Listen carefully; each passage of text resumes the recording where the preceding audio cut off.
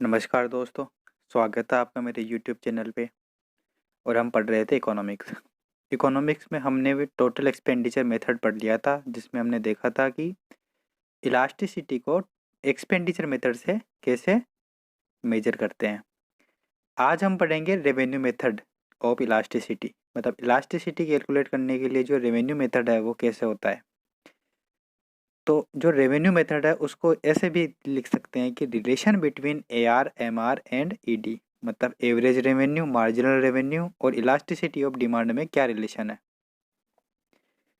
तो relation between AR, MR and ED को revenue method भी बोल सकते हैं। तो जो इसका इलास्टिसिटी का फॉर्मूला होता है वो होता है ED is equal to AR upon AR minus MR, मतलब ED is equal to average revenue upon average revenue minus marginal revenue. या इसको ऐसे भी लिख सकते हैं ED is equal to A upon A minus M, है ना। तो अब हम देखते हैं कि एवरेज रेवेन्यू और मार्जिनल रेवेन्यू क्या होता है। देखो, मार्जिनल रेवेन्यू होता है कि जब आप एक क्वांटिटी यानी एक यूनिट को बेचो और उस पे जो आपको रेवेन्यू मिले वो होता है मार्जिनल रेवेन्यू, मतलब एक चीज़ का रेवेन्यू। एवरेज रेवेन्यू होता है जैसे मान लो आप 10 चीज़ बेचो और उनका जो रेवेन्यू मिला यानी उनकी जो उनको बेचने में जो पैसे मिले वो होता है एवरेज रेवेन्यू। मतलब कि जैसे मान लो आपने 10 चीज़ बेची तो आपको, जैसे मान लो आप पार्ले जी बिस्किट बेच रहे हो, आपने 10 पार्ले जी बिस्किट बेच दिए 45 रुपये के। तो एक पार्ले जी बिस्किट की प्राइस क्या हो गई, 4.5 रुपये, है ना। तो वो हो गया आपका एवरेज रेवेन्यू। मार्जिनल रेवेन्यू क्या होता है, आपने एक पार्ले जी बिस्किट कितने में बेचा, मान लो आपने 5 रुपये में बेचा, तो क्या हो गया मार्जिनल रेवेन्यू, क्या हो गया 5 रुपये। तो एवरेज रेवेन्यू बहुत सारी चीज़ों से निकल के आता है और मार्जिनल रेवेन्यू सिर्फ एक चीज़ से निकल के आता है। ठीक है। तो ये जो फॉर्मूला है अपने पास ED is equal to AR upon AR minus MR, इससे हम दो फॉर्मूले और बना सकते हैं। कि पहला फॉर्मूला है AR, मतलब एवरेज रेवेन्यू क्या होगा। तो from this we conclude, first जो फॉर्मूला है वो है A is equal to M bracket E upon E minus 1 bracket close. ठीक है। और दूसरा फॉर्मूला है मार्जिनल रेवेन्यू का। तो मार्जिनल रेवेन्यू क्या होता है, marginal revenue is equal to average revenue into 1 minus 1 upon ED। ठीक है। ये दो फॉर्मूले ये याद कर लेना, एक एक नंबर में ये तीनों फॉर्मूले पूछ लेते हैं कि ऐसे बोल देंगे निम्न में से कौन सा गलत है या निम्न में से कौन सा सही है, ऐसे बोल के पूछ लेंगे। या फिर ऐसे पूछ लेंगे कि मार्जिनल रेवेन्यू बराबर क्या होता है। ठीक है, ऐसा है।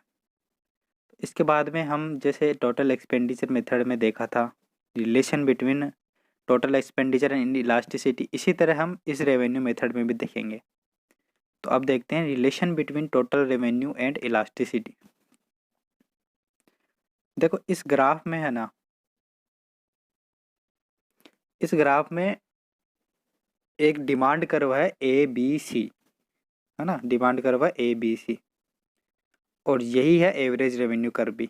तो पहली चीज़ तो यही नोटिस करने की हो गई, जो पहला चीज़ है वो है कि ABC जो एवरेज रेवेन्यू कर्व है वही क्या होता है, डिमांड कर्व होता है। पहली चीज़ क्या हो गई, एवरेज रेवेन्यू कर्व भी क्या होता है, डिमांड कर्व होता है। दूसरी चीज़ ग्राफ में है एक जो डिमांड कर्व नहीं बोल सकते इसको, एक है AE जो कि है मार्जिनल रेवेन्यू कर्व।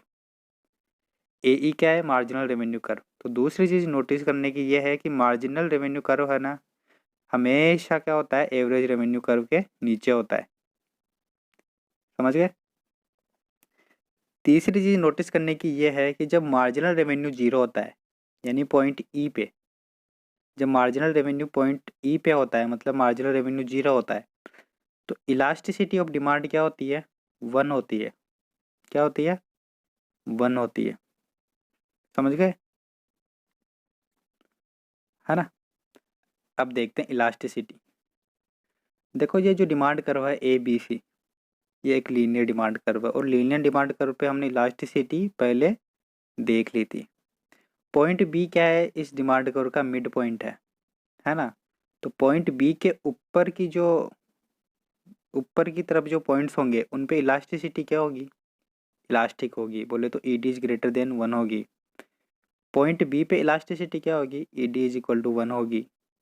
और पॉइंट बी जो है उसके नीचे वाले पॉइंट्स पे क्या होगी, नीचे वाले कर्व पे इलास्टिसिटी क्या होगी, E D is less than 1 होगी।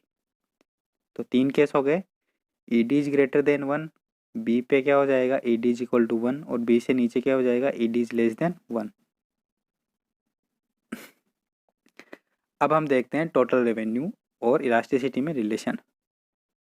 देखो इस ग्राफ में टोटल रेवेन्यू क्या है, जैसे टोटल एक्सपेंडिचर था प्राइस इनटू क्वांटिटी, तो वहाँ पे एक्सपेंडिचर यानी हम खरीद रहे थे चीज़ें। रेवेन्यू में क्या होता है, हम चीज़ें बेचते हैं, तो रेवेन्यू भी टोटल एक्सपेंडिचर की तरह ही होता है, बस उसमें हम चीज़ें बेचते हैं। तो टोटल रेवेन्यू का फॉर्मूला भी होता है प्राइस इनटू क्वांटिटी, है ना। तो एक उससे रेक्टेंगल बन जाएगा, प्राइस इनटू क्वांटिटी बोले तो लंबाई इनटू चौड़ाई आयत बन जाता है। तो इस ग्राफ में ओ ई बी डी ये क्या है, टोटल एक्सपेंडिचर है, किस पे, प्राइस डी, और क्वांटिटी ई पे क्या है, टोटल एक्सपेंडिचर क्या है, ओ ई बी डी, है ना। अब प्राइस डी है ना। तो अब बी के ऊपर क्या, इलास्टिसिटी क्या है, इलास्टिक है, E D is greater than 1 है ना। तो अब जैसे प्राइस डी है, अब मैं प्राइस डी को धीरे धीरे बढ़ाता हूँ, है ना, धीरे धीरे प्राइस डी से ए की तरफ जा रही है, तो क्या होगा, टोटल एक्सपेंडिचर मेरा क्या होता जाएगा, घटता जाएगा, है ना। तो प्राइस बढ़ने पे क्या हो रहा है, टोटल एक्सपेंडिचर कम हो रहा है ना, इलास्टिक केस में, है ना, ई डी इज ग्रेटर देन 1 में। अब मान लो प्राइस ए है और मैं धीरे धीरे प्राइस ए को डी की तरफ ला रहा हूँ, यानी प्राइस धीरे धीरे कम कर रहा हूँ। तो जैसे जैसे मैं प्राइस कम करूँगा वैसे वैसे मेरा टोटल रेवेन्यू जो है वो क्या हो जाएगा, बढ़ता जाएगा। और पॉइंट डी पे क्या होगा, मेरा टोटल एक्सपेंडिचर क्या हो जाएगा, मैक्सिमम, है ना। तो ई डी इज ग्रेटर देन 1 के केस में जब प्राइस घट रही है ना, तो टोटल रेवेन्यू मेरा क्या हो रहा है, बढ़ रहा है। तो बस ये चीज़ ध्यान रखने की है कि जब इलास्टिक होता है तो प्राइस घटने पे टोटल रेवेन्यू बढ़ता है और प्राइस बढ़ने पे टोटल रेवेन्यू घटता है, मतलब उल्टा हो जाता है। जैसे प्राइस घट रही है तो टोटल रेवेन्यू बढ़ जा रहा है, और प्राइस बढ़ रही है तो टोटल रेवेन्यू घट जा रहा है। तो इलास्टिक के केस में ये चीज़ होती है। दूसरी चीज़ है कि जब प्राइस डी होती है ना, तब इलास्टिसिटी क्या हो जाती है, E D is greater than 1, E D is equal to 1 हो जाती है। क्या हो जाती है, पॉइंट बी पे elasticity E D is equal to 1 हो जाती है। तो यहाँ पे क्या रहेगा, टोटल रेवेन्यू है ना जो मैक्सिमम रहेगा और हमेशा बराबर ही रहेगा E D is equal to 1 पे, चाहे से प्राइस को कितना ही बढ़ा दे कितना ही घटा दे। तीसरा केस देखते हैं हम इन इलास्टिक का।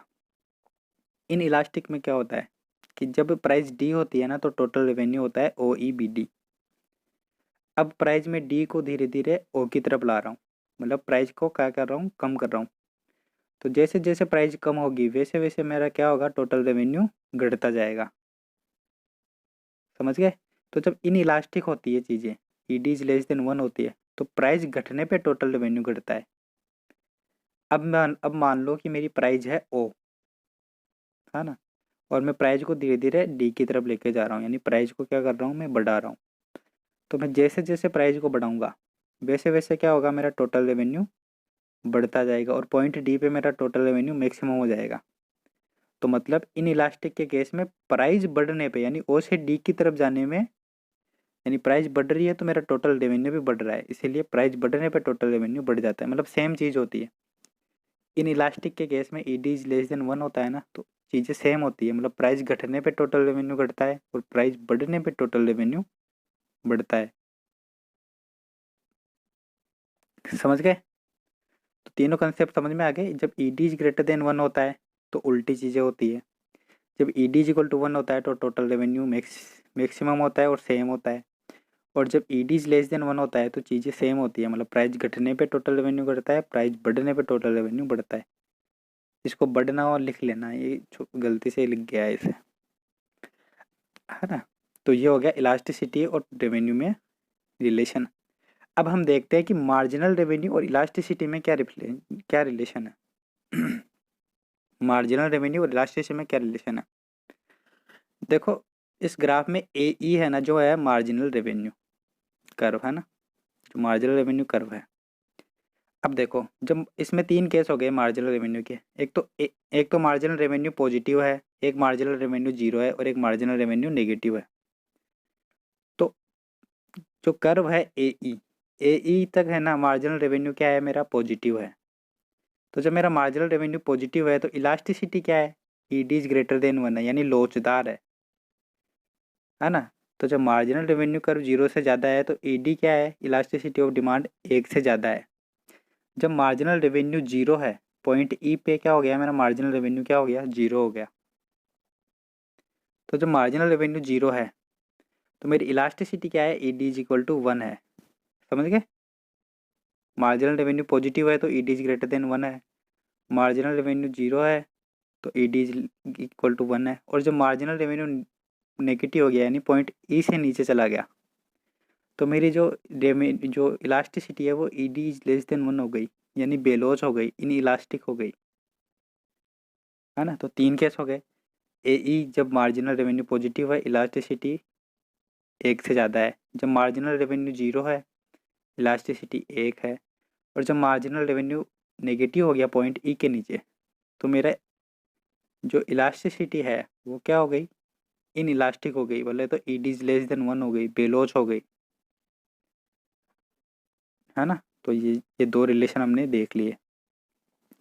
अब इसी को हम थ्योरी के रूप में भी लिख सकते हैं। थ्योरी के रूप में लिखने से पहले हम 3 नोट देख लेते हैं। पहला कि एवरेज रेवेन्यू होता है वही प्राइस होती है, जो AR होता है वो प्राइस होती है, और वो क्या होता है, TR is equal to TR upon Q, बोले तो total revenue divided by quantity. ध्यान रखना, पूछ लेते हैं एग्जाम में, AR इज इक्वल टू क्या होता है, P होता है प्राइस। दूसरी चीज़ मैंने बता दी कि एवरेज रेवेन्यू लाइन है, जो एवरेज रेवेन्यू कर्व है वही डिमांड कर्व होता है। और तीसरा क्या होता है कि मार्जिनल कॉस्ट कर्व है ना, वही क्या होता है, सप्लाई कर्व होता है। एग्जाम में पूछे हुए हैं, ये दोनों RPS लिख रखे हैं मैंने। अब कंक्लूजन्स देख लेते हैं। कंक्लूजन्स मैंने बताए रखे थे आपको कि जब ED इज ग्रेटर देन 1 होता है, इलास्टिक होता है, तो चीज़ें उल्टी काम करती है। बोले तो प्राइस बढ़ने पे टोटल रेवेन्यू घट जाता है, प्राइस घटने पे टोटल रेवेन्यू बढ़ जाता है। जब पॉइंट B पे क्या होता है, इलास्टिसिटी 1 होती है, तो टोटल रेवेन्यू क्या होता है, सेम रहता है और मैक्सिमम होता है। और जब BC होता है, यानी डिमांड कर्व पे BC पॉइंट होता है, जो BC कर्व है वहाँ पे इलास्टिसिटी क्या है मेरे पास, ED इज लेस देन 1, यानी बेलोच है। तो वहाँ पे चीज़ें सेम होती है, मतलब प्राइस घटने पे टोटल रेवेन्यू घटता है, प्राइस बढ़ने पे टोटल रेवेन्यू बढ़ता है। और मैंने ये चीज़ भी बताई कि मार्जिनल रेवेन्यू जब 0 होता है तो ED इज इक्वल टू होता है 1, यानी यूनिटरी इलास्टिक। अब हम एक केस देख लेते हैं परफेक्ट कंपटीशन का। देखो परफेक्ट कंपटीशन में है ना, जो प्राइस होती है ना, वो मार्जिनल रेवेन्यू और एवरेज रेवेन्यू के बराबर होती है। एग्जाम में बहुत बार पूछते हैं कि परफेक्ट कंपटीशन की क्या कंडीशन होती है, तो P is equal to MR is equal to AR होती है। ठीक है, याद कर लेना इसको। परफेक्ट कंपटीशन में क्या होता है, प्राइस होती है वही मार्जिनल रेवेन्यू होता है, और वो ही क्या होता है, एवरेज रेवेन्यू। मतलब तीनों चीज़ें बराबर होती है, प्राइस भी सेम होती है, मार्जिनल रेवेन्यू भी सेम होता है, और एवरेज रेवेन्यू भी सेम होता है।